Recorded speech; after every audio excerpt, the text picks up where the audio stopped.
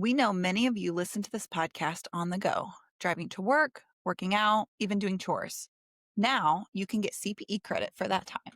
With Earmark, you can earn free NASBA approved CPE for listening to the Inside Public Accounting podcast. After you listen to an episode, take a quiz and your certificate will be ready. Earmark has courses for everyone in your firm, from staff to partners. Get started today at earmark.app or download the free app on the App Store. Welcome back to the Inside Public Accounting podcast. Today, we're digging into a really important metric. Doesn't always get the headlines that it deserves, but it's one of the most honest indicators of how accounting firms are performing: revenue per full-time employee. I'm here with my co-host, the face, the voice, and the beauty and the brains behind Inside Public Accounting, the one with the stories behind all the data. It's Chelsea Summers. Chelsea, this is a number that firm leaders see every year in the reports that you do the research. I don't think everyone fully appreciates what it's telling them. So why do you want to spotlight this one?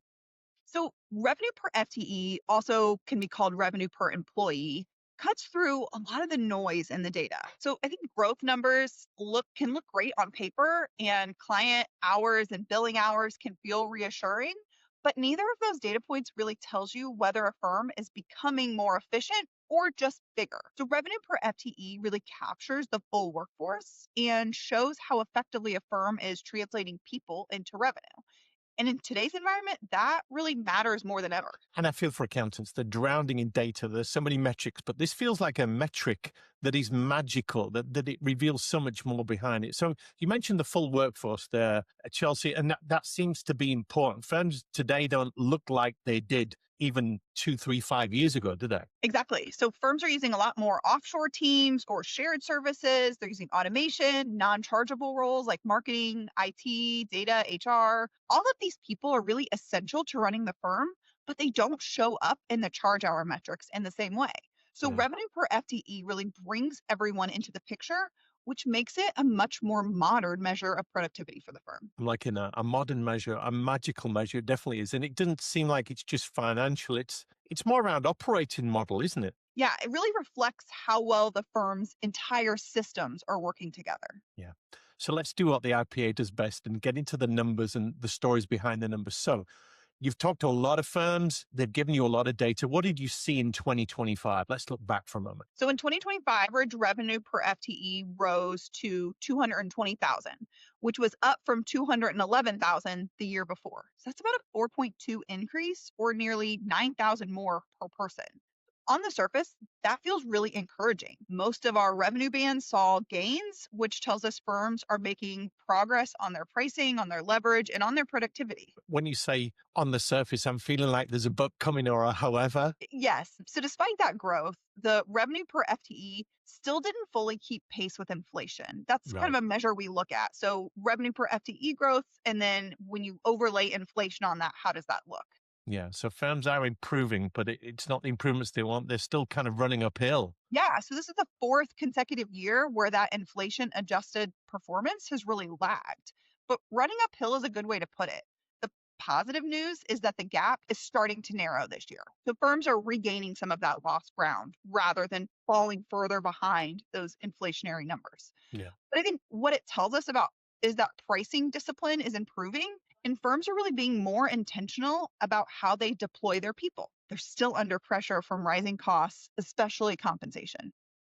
So firms aren't running a victory lap yet or putting a gold medal around their neck, but they are showing signs of recovery. Yeah, progress, not necessarily perfection yet. Okay. So let's zoom out for a moment. If someone's been in this profession a long time, how should they think about revenue per full-time employee over the past decade? Because that's going to obviously be changing. Yeah, so if you look back to 2014, the revenue per FTE was about 170,000.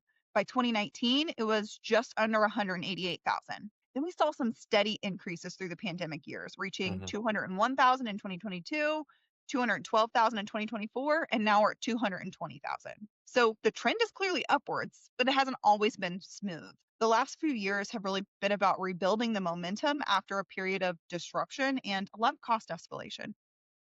So firms are not falling apart and staggering, but there is a certain amount of stall going on here. That's fair. And I think we're starting to see some movement again. So what you're really good at Inside Public Accounting is looking at the big firms, the small firms, everything in between. So let's hit firm size, because I guess this is where things start to separate. Yeah, we do see some separation. So firms over 150 million, which is our largest revenue band, they report an average revenue per FTE of 253,000. Compare that to the firms under 5 million, which average 194,000. So our IPA best of the best, those firms came in even higher than the biggest firms at 270,000. It's quite a big spread. It is. And I think it really reflects some structural advantages for the larger firms. They tend to have more pricing power, some deeper specialization, and operating models that scale more effectively. They're better positioned to absorb some of the rising cost and still improve their per person revenue. And if we were going off on a tangent here, this plays into a lot of the consolidation activity going on, the merging, the acquiring, the private equity, trying to get those areas of scale. But we'll leave that for the moment. I know you're very hot on that topic too, Chelsea. What about the middle market? Yeah, so middle market is where it gets a little tricky. The 50 to 75 million group was actually the only band that reported a decline this year. So these firms sometimes are caught between enterprise level costs because of their size, but then they have mid market pricing constraints. So they're feeling the squeeze on both ends more acutely. I was just thinking that word came into my head, that squeeze. And you said before, billing rates are a great separator. Does that show up here? Absolutely does. Firms that are commanding premium rates consistently are translating those rates into higher revenue per FTE. Yeah. The firms, if you break billing rates into quartiles, the firms with the highest quartile of billing rates have a revenue per FTE over 250,000, while those in the lower quartile of billing rates, it's just under 195,000.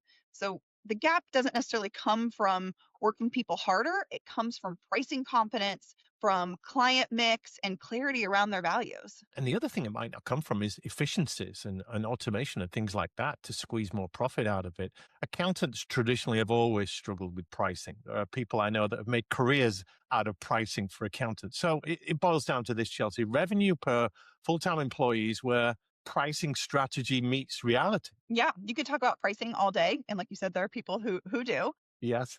But this metric is really telling you whether that pricing is actually working. So let's come back to staffing here. Firms, you mentioned they're using offshore teams. They're outsourcing more than ever. That's become widely acceptable and even best practice in some areas. How does that affect this metric? So revenue per FTE is especially useful because it captures those decisions holistically. Offshore and non-chargeable roles can improve efficiency at the firm, but only if they're integrated thoughtfully. What we're seeing is that firms with clear role design and intentional leverage models tend to outperform other firms. The firms that are just adding headcount reactively are not seeing those same gains. That makes sense. So it's not just about having fewer people, it's having the right structure for your people. Exactly. The high performers are building systems, not just teams and adding headcount. So if you're a firm owner, managing partner on the board in an accounting firm, what should you be doing with this kind of information? Yeah, I think don't treat your revenue per FTE as a vanity metric. Use it as a diagnostic tool. So ask the questions like, are we growing revenue or just growing headcount? Are pricing increases keeping up with compensation? Does our staffing model support long-term efficiency? I think also compare yourself honestly, not just to firms your size, but firms you aspire to look like. That makes good sense. I was taught by a mentor back in the day to dress for the job you want, not for the job you have. So it is aspiring to those firms that you really want to look like. And you mentioned vanity there. There is a certain obsession, isn't there, Chelsea, about chargeable hours? Yeah. And I think charge hours only tell part of the story, where revenue per FTE is really telling a more complete story of what's going on inside the Yeah. firm. This has been an excellent breakdown. You've really pulled the curtain back behind revenue per full-time employee. It might not be flashy, but it is practical. It's magical. It's certainly revealing, isn't it? It really is. It forces the firms to confront how well their strategies are translating into results. Well, I'm excited about the next episode too, because it's going to lead nicely into this. We're going to talk about compensation in a future episode and building on what we've talked about here, revenue per full-time employee. But we know firms are spending more. We want to know where they're holding the line and how that ties back to productivity and profitability. Chelsea, as always, thank you for your insight, for your numbers, your data, and what it means for firms. Thanks, Rob. This was fun. Well, thanks to everyone listening. We'll see you next time on the Inside Public Accounting Podcast.